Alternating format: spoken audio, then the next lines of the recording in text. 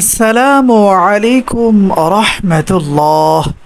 সম্মানিত দিনী ভাই ও বোনেরা, আজকের এই গুরুত্বপূর্ণ ভিডিওটি যে যেখান থেকে দেখছেন এবং শুনছেন সবাইকেই আন্তরিক মোবারকবাদ। আজ আমি আপনাদেরকে সূরাতুল ফাতিহার অনেক দামি একটি আমল শিখিয়ে দেব। সে আমলটা হচ্ছে সূরাতুল ফাতিহা ২১ বার পড়ে সরিষার তেলে ফু দিলে কি হয়, অথবা সূরাতুল ফাতিহা ২১ বার পড়ে সরিষার তেলে ফু দিয়ে সেই সরিষার তেল খাইলে কি হয়, বিস্তারিত জানার জন্য আর এই বহু উপকারী আমলটা শিখে রাখার জন্য সম্পূর্ণ ভিডিওটি দেখার অনুরোধ থাকবে। সম্মানিত দিনী ভাই ও বোনেরা, প্রতিদিন ইসলামিক নতুন নতুন ভিডিও সবার আগে দেখতে আপনার পর্যন্ত পৌঁছাতে আমাদের এই ছোট্ট চ্যানেলটি সাবস্ক্রাইব করার অনুরোধ থাকবে। আর যারা এই আমলটা শিখে রাখতে চান অথবা এই আমলের মাধ্যমে চিকিৎসা করতে চান, তাহলে আপনারা অবশ্যই লাইক কমেন্টসের মাধ্যমে অনুমতি নিয়ে নেবেন ইনশাআল্লাহ। সম্মানিত দিনী ভাই ও বোনেরা, আমি সর্বপ্রথমে আপনাদেরকে এই আমলটা সঠিকভাবে শেখাতে চাই। এরপরে বলে দিব সূরাতুল ফাতিহা ২১ বার পড়ে সরিষার তেলে ফু দিলে কি হয়। সম্মানিত দিনী ভাই ও বোনেরা, এই আমলটা করার জন্য সর্বপ্রথমে আমাদের কাজ হচ্ছে বাজার থেকে ছোট সাইজের ১ বোতল সরিষার তেল ক্রয় করে আনা।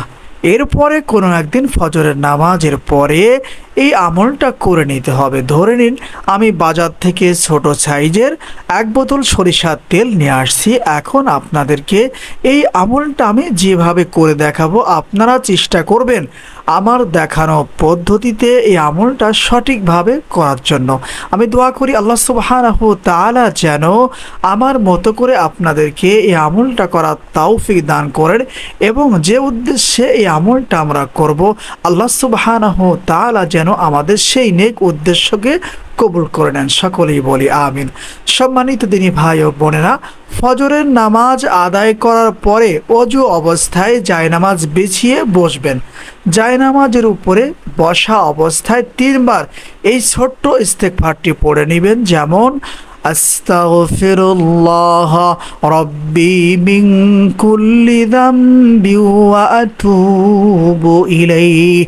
যারা পারেন না তারা আমার সঙ্গে পড়ে এই ছোট্ট তওবাটি শিখে নেওয়ার চেষ্টা করুন। আস্তাগফিরুল্লাহ রব্বি মিন কুল্লি যামবি ওয়া আতুবু ইলাইহি। আস্তাগফিরুল্লাহ রব্বি মিন কুল্লি যামবি ওয়া আতুবু ইলাইহি।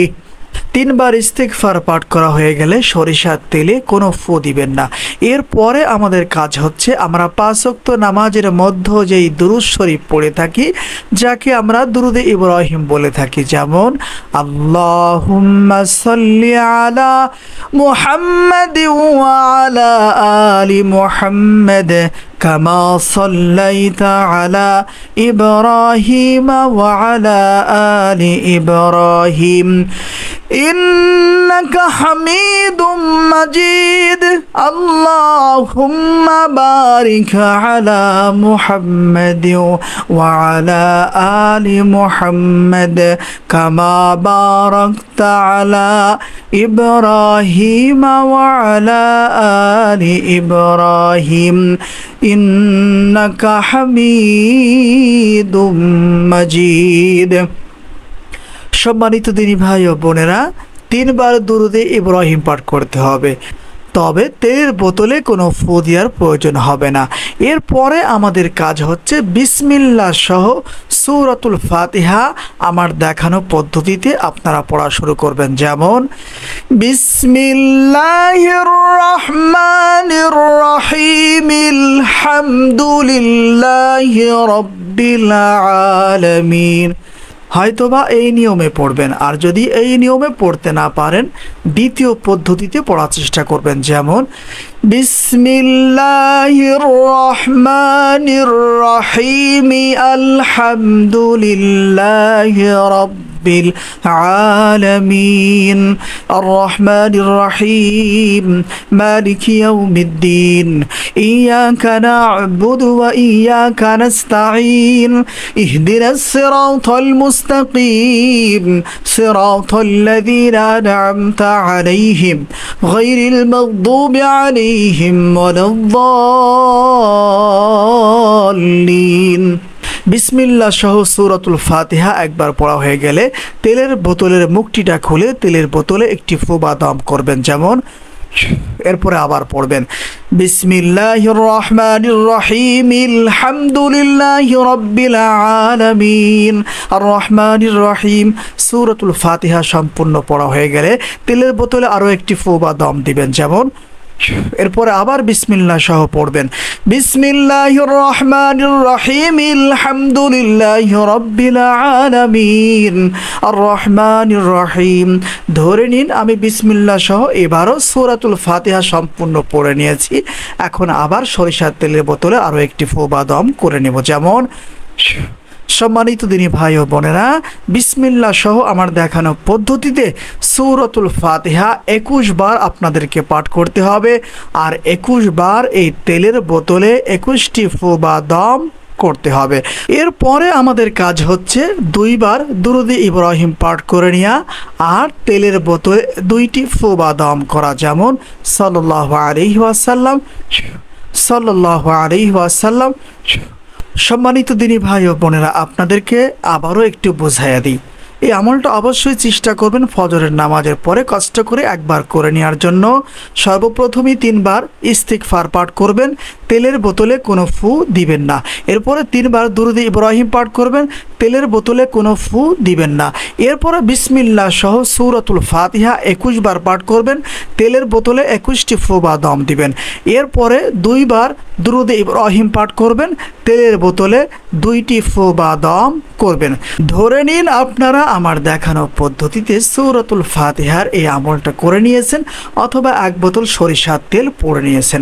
এখন আপনারা এই তেলটা কি করবেন অথবা কিভাবে ব্যবহার করবেন, সম্মানিত দিনী ভাই ও বোনেরা, এখন আপনাদেরকে বলে দিব। সূরাতুল ফাতিহা 21 বার পাঠ করে অথবা সূরাতুল ফাতিহা পাঠ করে সরিষার তেলে ফু দিলে কি হয় অথবা ফু দিয়ে সরিষার তেল খেলে কি হয়। সম্মানিত দিনী ভাই ও বোনেরা, এই আমলটা আপনারা তখন করবেন যদি কখনো আপনাদের প্রস্রাব ঘন হয়ে থাকে।